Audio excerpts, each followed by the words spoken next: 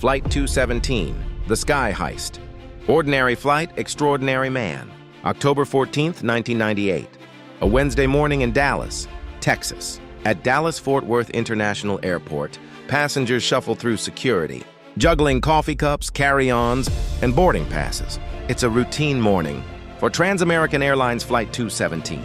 The plan is simple: a 3-hour trip north to Seattle. A flight just like thousands of others that day. But hidden among the 132 passengers is a man with a different plan. Seat 14C belongs to Ethan Cole, a quiet man in his 30s. Brown hair, pressed shirt, a slim leather briefcase in hand. Nothing about him raises suspicion. He smiles faintly at the flight attendant as he boards, nods politely to the passenger in 14B, and settles into the aisle seat. For most on board, Cole is just another face in the crowd. But Ethan Cole is not here to fly to Seattle. He is here to hijack Flight 217. To understand Ethan Cole's plan, we have to go back. Born in 1960 in Oklahoma, Cole enlisted in the Air Force in his early 20s. He was a mechanic, meticulous, and disciplined. But after a decade of service, things unraveled. A dishonorable discharge followed a string of disciplinary issues. Gambling debts piled high. Friends and family recall a man growing bitter, angry, and reckless. Ethan was the type who'd sit in the corner of a bar, staring at nothing. He barely spoke. But when he did, it was about how the world owed him. He wanted a big break, fast. For years, Cole had been fascinated by a legend, the case of D.B. Cooper, the mysterious hijacker who leapt from a Northwest Orient flight in 1971 with $200,000 strapped to his body and vanished. Cooper was never caught. His story became myth. Cole wanted to write his own version of that story, but with higher stakes. At 9:12 a.m., Flight 217 taxis down the runway. Families flip through magazines, businessmen open laptops, and a child in row 9 presses his face against the window. The engines roar and the plane ascends into the clear autumn sky. For the next hour, everything seems normal, but Cole is watching the clock. He knows when the moment will come. At 10:26 a.m., somewhere high above Kansas, Cole moves. He opens his briefcase just a crack. Inside, passengers nearby catch a glimpse of something strange. Wires, a battery pack, a block of clay. Cole doesn't speak. He simply scribbles a note on a folded piece of paper and presses it into a flight attendant's hand. She unfolds it and her face pales. The note reads, "This is a hijack. I have explosives. Take me to the cockpit. Any deviation and everyone dies. Flight 217 has just changed course. Forever." Flight 217, The Sky Heist. The hijack begins. The steady hum of a jet engine, muffled chatter from passengers, silverware clinking faintly. At 10:26 a.m., high above the flat farmlands of Kansas, the cabin of Flight 217 feels calm. Passengers sip coffee. A toddler fusses. Somewhere in the back, a man snores softly against the window. But in row 14, something has shifted. A folded note, 5 chilling words. "This is a hijack." The flight attendant freezes. Her voice catches as she excuses herself, moving quickly to the cockpit. Inside the cockpit, Captain James Holloway reads the note. He looks up at his co-pilot. They exchange a single wordless glance, the kind every pilot dreads. And then the door opens again. Ethan Cole steps inside, clutching his briefcase. His jaw is tight, his eyes flat. On his lap, he sets the device, wires, batteries, clay. To the pilots, it looks real. "Divert this plane north.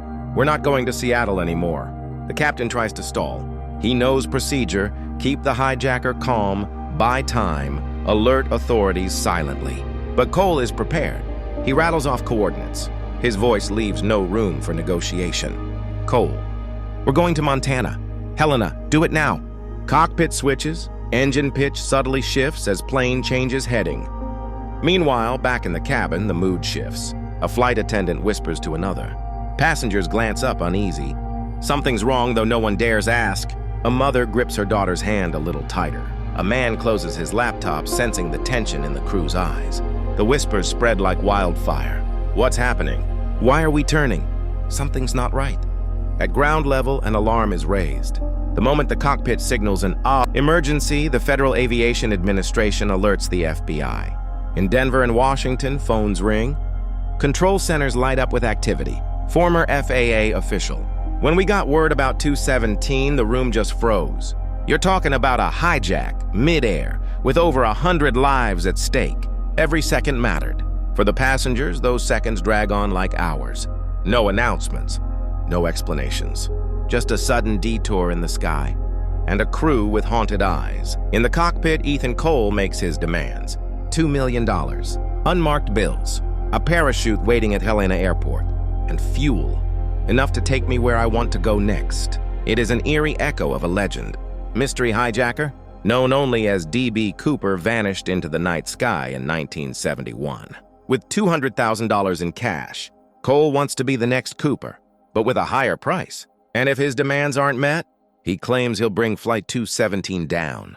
With everyone on board, up in the air, the passengers grow restless. Below, the FBI scrambles.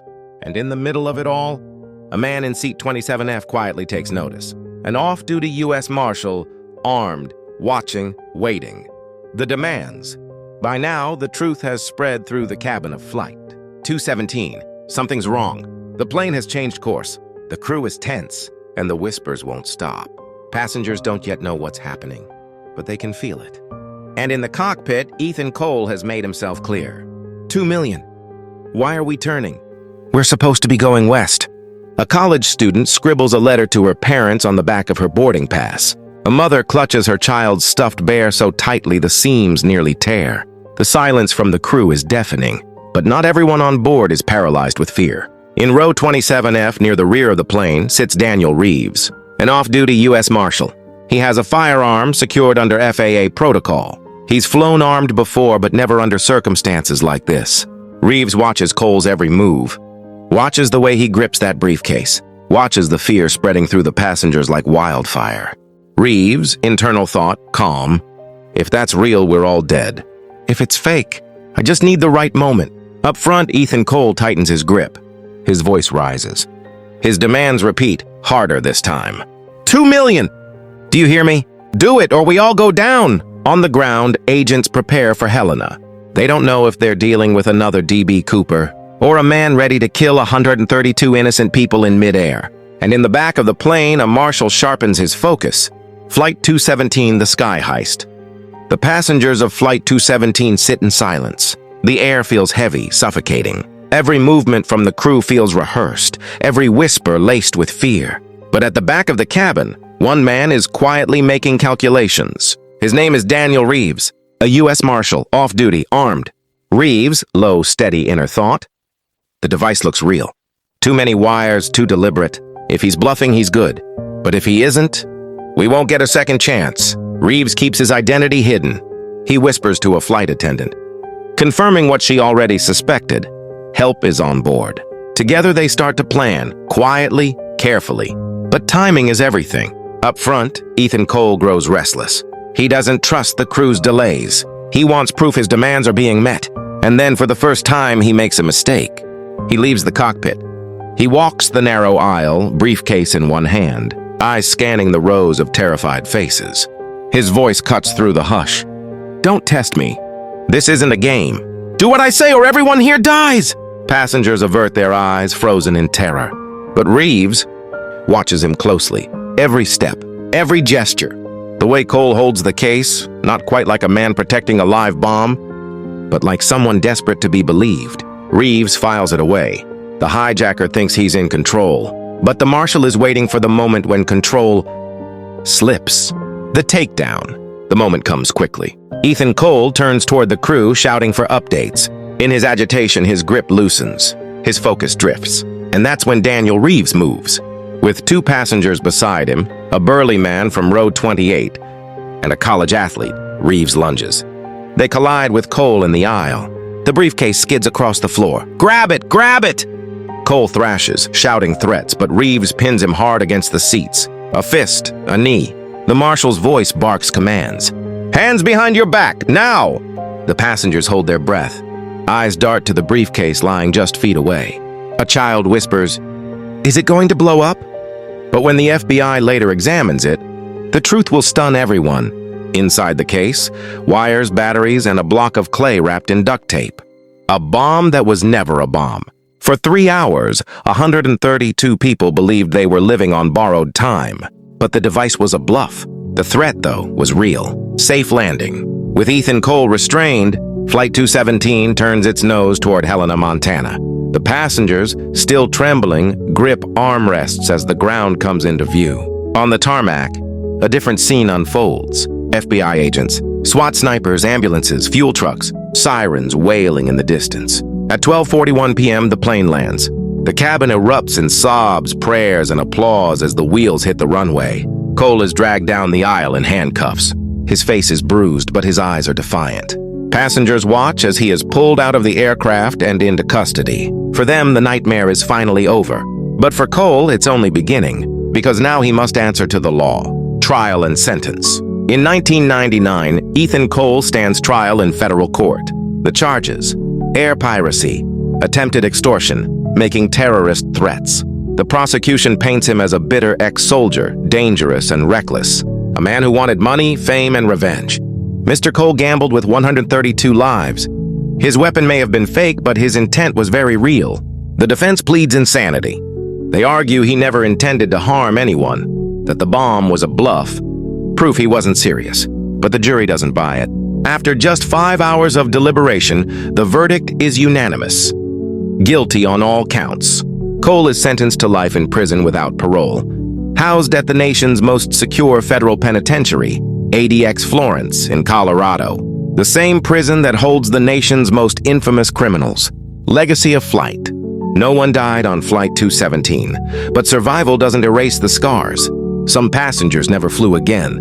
Others described years of nightmares, replaying the moment they thought the plane would explode. I remember writing a note to my kids. I thought I'd never see them again. I'll never forget that feeling. For investigators, Flight 217 became a case study in aviation security, a chilling reminder that even a fake bomb can hijack more than a plane. It can hijack trust, peace of mind, and the safety of the skies. Cole himself has never expressed regret.